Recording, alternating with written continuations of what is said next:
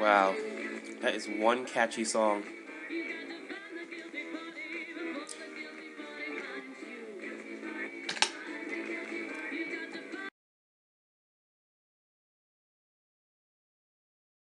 Alright, we're playing Guilty Party. It's a game made by Disney without any actual Disney characters, I would say. Unless I missed it, because we have a whole host of new different characters this time. Take a look at them. Just real originality here, though. There's a huge, tough black guy with a squeaky little voice. There's this bad Mama Jamma grandma who can just like fight anybody. She's not the stereotype grandma you would normally see. We got Ling Ling. It's just an assortment of a family. They have every type of person you could think of in this family with different personalities. Kid Riddle as a little anxious little Robin here, I guess. And the mother who is mostly gone throughout the game, but it's not going to really bother you too much. You have suspects. They do not look too innocent. They each have a little history about themselves.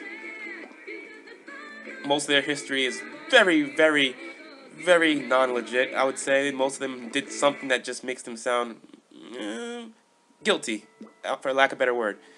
Anyway, we have artifacts you can get throughout the game. These will each be one given to you as you beat a specific part of the story. Of course. Now, game room is where you'll spend most of your time trying to go through the mini games. You can go into practice just to practice your mini games that you unlocked. If you have some friends over, you can challenge them, and you can go through an endurance test, like a survival mode, if you will, to see if you can defeat all the mini games in this quick, timed mission. There's easy jump in and jump out in the party mode and story, so your friends can come in and cooperate with you. They can even compete against each other. So it's really nice. Cooperative mode makes things a little too easy, so sometimes you would want your friend to be going against you, and becomes a really back and forth kind of board game feel to it. I don't have another controller right now, so I'm not going to be able to show it to you, but I'll explain it as we go into the story. So let's just start off. So the story mode can be played with up to 4 players, and we're going to play by ourselves. We have a couple of legit people out here. We got Max, Phoebe, Kid Riddle, Charlotte, and Bunch, and Ling Ling. They each have their little personalities, as you see.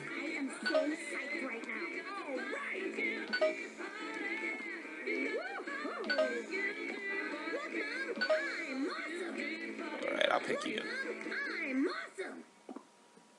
You can pick how hard you want the minigames to be. Actually, let's show you a little specific. Even if you pick the strength of your minigame to be really hard, or, I mean, easy, I should say, or hard, the game will learn from how you're playing that you suck, and you need to make it a lot easier for you. So they'll ask you, hey, I know you're having trouble with this, let me help you out. And they'll lower the difficulty, and vice versa if you're too good at it, which is really good and helpful. They have little introductions to plot away the storyline. Tonight I bear dire news. I received an envelope in the mail from an old friend of the family, Mr. Valentine. So what you're trying to do is you go through the story, and someone at this point in the story has sent you a letter, and you need to figure out where Mr. Valentine, crook right there, who he is, and what he's up to. I'm not going to spoil it any further, because it's a mystery game, and I don't want to do that, of course.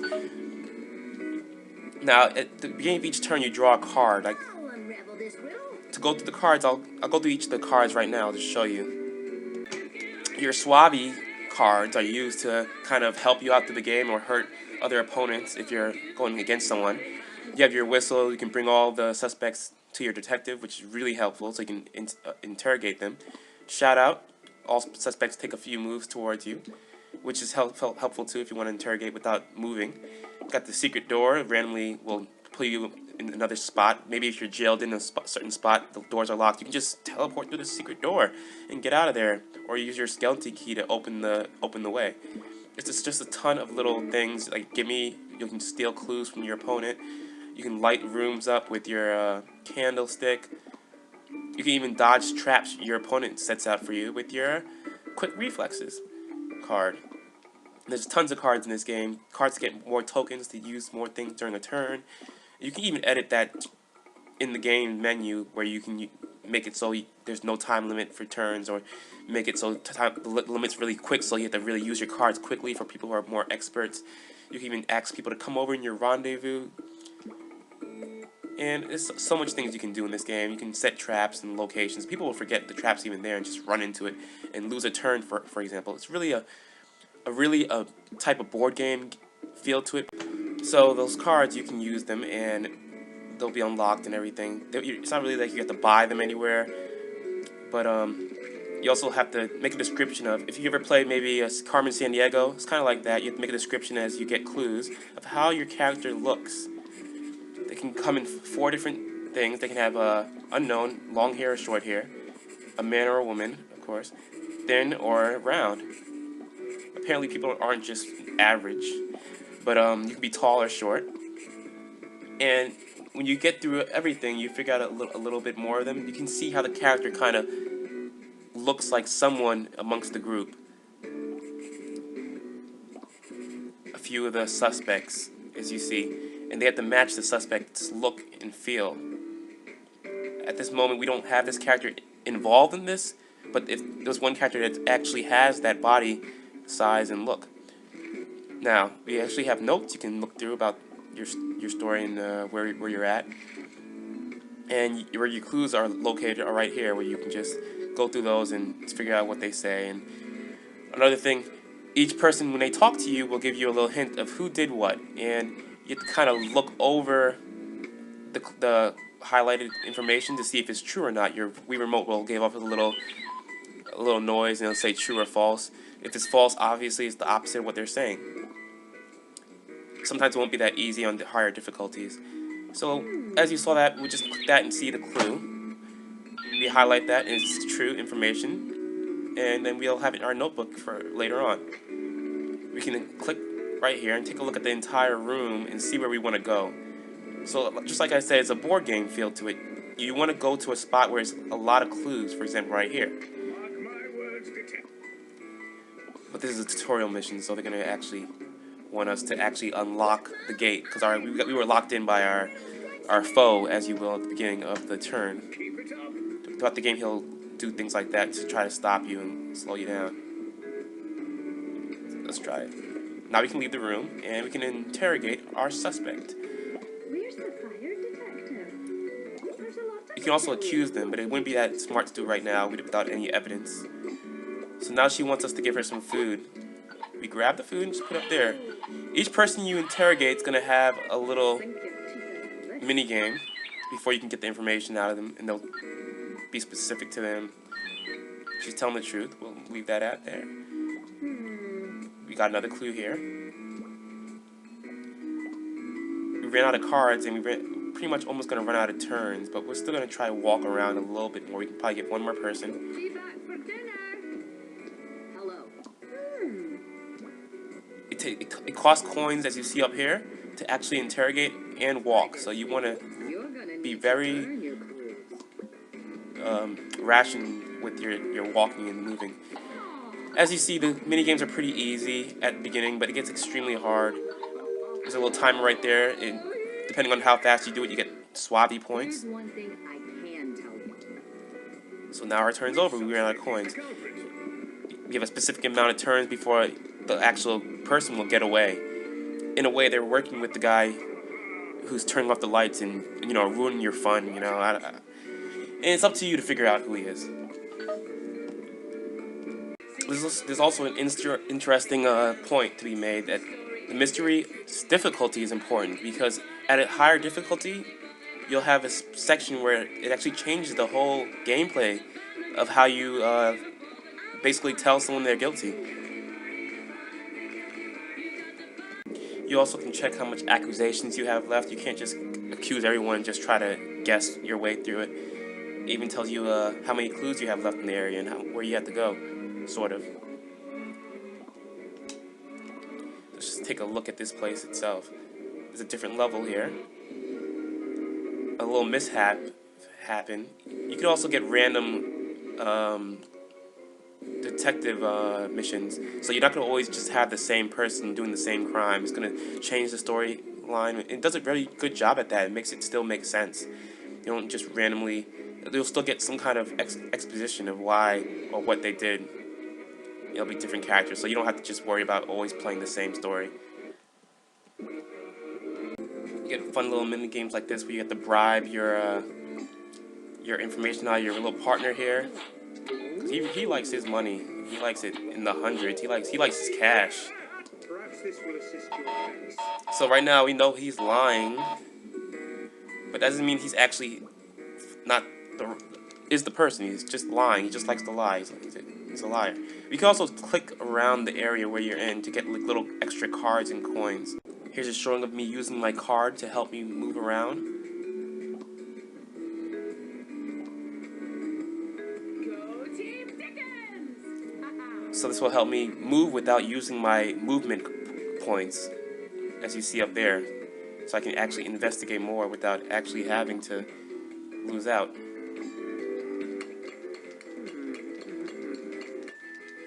Oh yeah, this could be big. Yeah. Just a funny stanza. We got this guy right here, and he is lying about everything I ask him. Like, can you better say you're the guilty party than just lying every time I ask you a question? I could actually ask this guy his name, and he'd just be like, "Psh, I can't tell you that." So right now I'm doing too well, so they forced me to move up. They want me to play on a harder difficulty, which is I know great. something you don't know. Because some of these mini games are just too easy when it starts out. Furthermore, at each turn, people will run around the house. You know, they won't stay stagnant. So it's going to be a situation where you have to just guess where they're going to be. You don't want to worry too much about your turn ending and being in front of someone.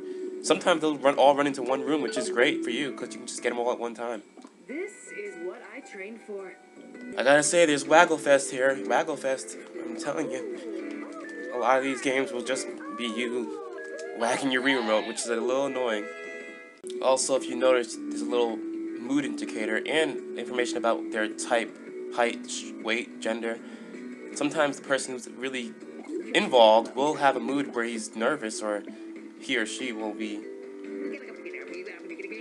kind of not in the mood to talk to you at all, really angry and just say, hey, I don't want any talk anymore, you leave, and they'll run away from you. They'll do things like that, and it helps you kind of figure out who's doing what at earlier stages in the game. Another great thing is they actually say something when you kind of leap onto them. They have their own characters, and each of them's very interesting to hear their voice actors, you know, talk in between each mini game, and some of them are angry at you for even touching them. It's great. Obviously, the graphics are a little, you know, technically bad, but they work very well. It's weird because they look bad, but I wouldn't want them to look too great either, because the game is supposed to look cartoony like this. It's supposed to feel a little bit like you're well, you're in a cartoon. What can I say?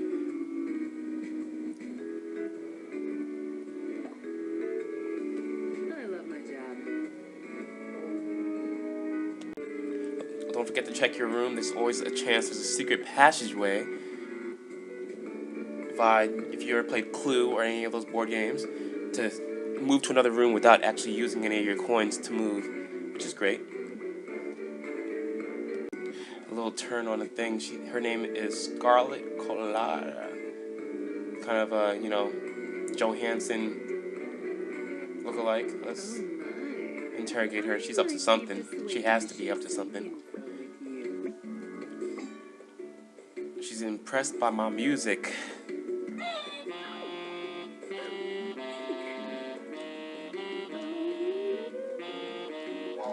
Uh-oh. I don't think she's digging it. Oh, she likes it.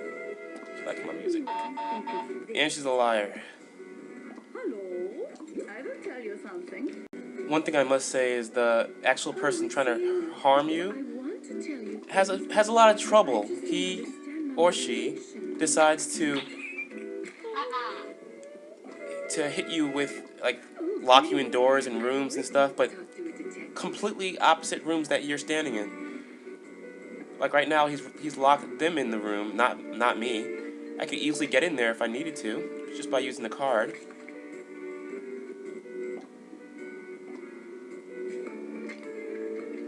So it really just comes down to the AI's a little bit lacking somewhat. In the middle of the game, as you get more clues, you're gonna get into a section. Now finally, use your wit and try to figure out who did it. You're gonna look at each thing. This guy says the poet's not in the criminal underworld, but he is lying, so that means he is in the criminal underworld. You keep going through your clues. It says this horned helmet, there appears to be some hair gel inside of it. Telling the truth, so there's hair gel involved in the case. You keep going.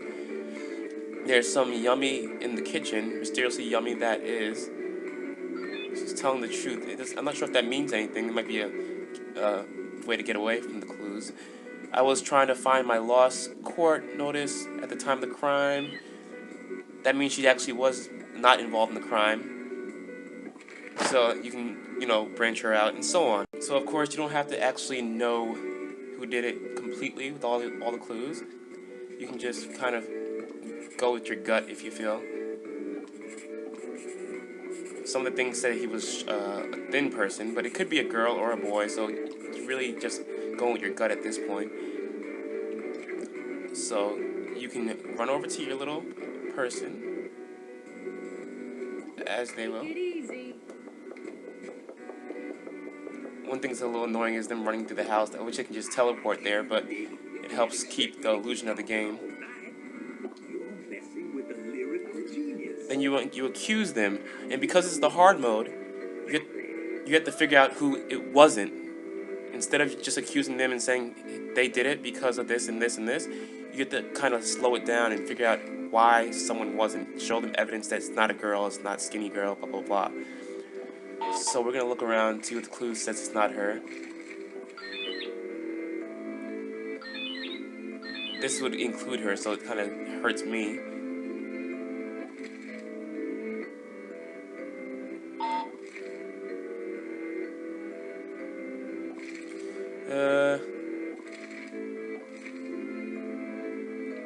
We don't really have evidence yet, but we can just make it up.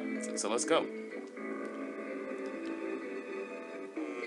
And if it's correct, you'll knock out all the people who have that specific look to them. Right now, we're not going to be able to get them because it's a little too early in the game. So there you have it, Guilty Party. I was thinking of actually doing a quick, maybe a speed run of this game, because you can beat it pretty quickly, but there's lots to do because it's more of a game where you just keep playing because you just want to play through the same levels over and over again because it's so much fun when they change up the cases and you try to figure out who did it. After a while, yes, it will get pretty easy, but when you have a friend over and you're constantly locking them in the room and they're trying to teleport out the room and they're stealing cards from you and back and forth, it's really a good board game-like game without the board game-like feel because you're playing on the actual Wii. So I would really recommend it if you have a lot of friends over. It's a little learning curve to start off with, but they'll really enjoy it once they learn how to, solve the mystery and use their coins wisely and interrogate their suspects and narrow down clues. And you can even gain information off the fact that other people have clues. You can they can't see your clues, but they can see when you actually interrogate if it's true or not. So you can kind of fake it, and when you look over a clue that's yours, because everyone can see the same screen, you can actually lie. You can actually look over your information. Oops, let me see that clue again. Look over your information and kind of change it to a lie on purpose, so your friend will think it's the complete opposite and they'll mess up. So it's anyone's game. It's really, you have to get the clues as fast as you can and just hope for the best. It's a very strategic game, but it's nothing too hard, and I feel like it's a good game anyone should want to buy at this point. Whether you like shooters, action games. Well, I should say it's not too much action involved, so maybe not. But if you like board games, this is the place to be. This is the good game for you. So as always, the reviewcell.webs.com. Donate to 6Cell Research. I gotta say, the music and acting in this game is superb. The characters each feel different, and the music just... you heard the intro itself. It's just catchy, and everything moves along with what you're doing.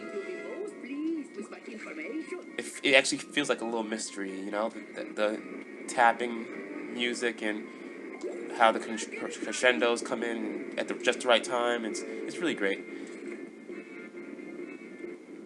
As you can see, the little highlights. So, furthermore, like I said, graphics are decent, the music's great, and the gameplay is superb, I would say. So, Disney actually did a good job here without their characters being inside the game. They used new characters and they did well. I would like a sequel, but I doubt it's gonna happen because the game probably didn't sell too well. It's pretty rare. But what more can I say?